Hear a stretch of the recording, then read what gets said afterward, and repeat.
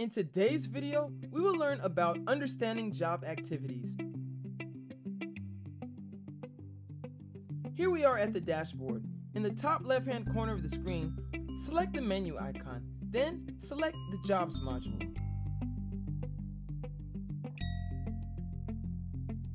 Once we've landed on the Jobs module, we're going to select job number 229, Visit for Bob Hope.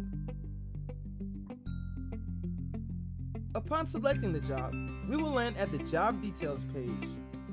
You will notice that the Details tab on the Job Details page is selected.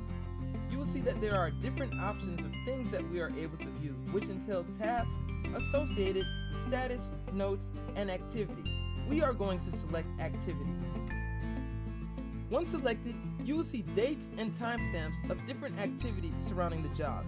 This includes job assignments, job scheduling and rescheduling, as well as job status updates. The job activities are viewable by any team member, field service technician, or back-of-house operations specialist that is viewing the job. Thanks for watching!